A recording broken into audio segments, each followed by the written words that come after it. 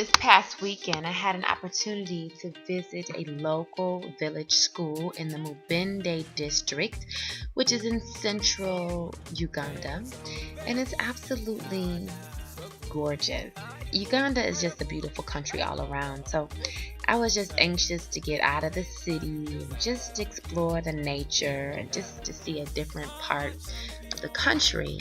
And I'm so glad I did for that purpose, and also for the reason of sharing my insight and wisdom to different teachers from a professional development standpoint.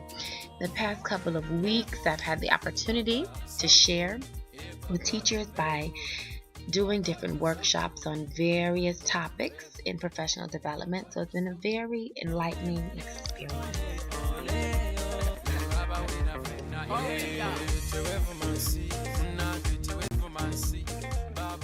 This is the primary school. It's also a boarding school. So this was a Saturday, so you can see there were some kids there already outside playing. I had an opportunity to go around the school first just to take a look at the classrooms and just kind of see what the teachers were already doing with their children.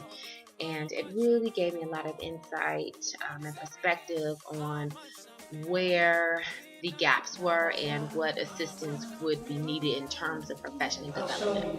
Oh, okay, now that's good. And they're doing it with you. Up to number maybe they can Okay. make some sentences like this is a cat, Okay. it is a box. They can make some. I had a chance to talk to the teachers about their teaching strategies and what different activities they were doing to keep their students engaged in learning. What I liked with this teacher was she had a very unique way of getting the students engaged in counting for place value.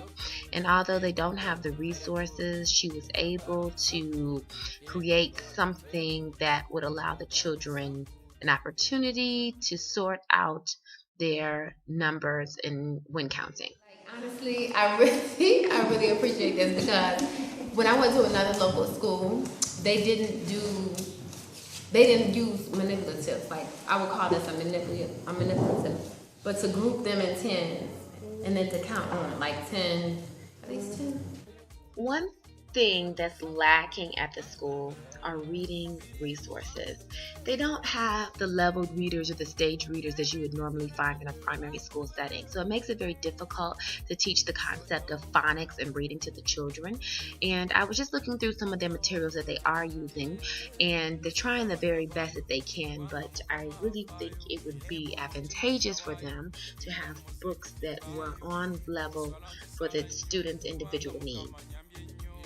This teacher had a really good idea on how to group her students by differentiated levels, and I think this is really good that she is making an attempt, although her class size is over 40.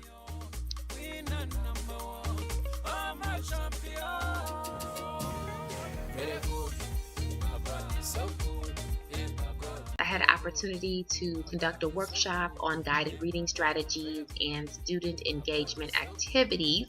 It was very productive, and the teachers welcomed me and were very receptive. We had a chance to share ideas and just communicate different strategies that we use from our backgrounds.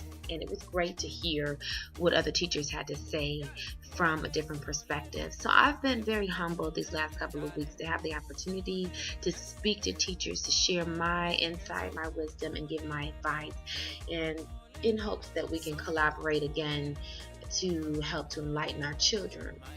So that was my experience at the local village school.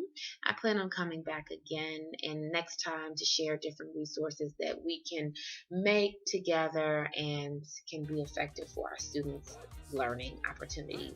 So stay tuned for that. Oh, and before I had a chance to leave the classroom, I was able to take a picture with a couple of students from the boarding school who were very inquisitive about who this was in their classroom teaching their teacher.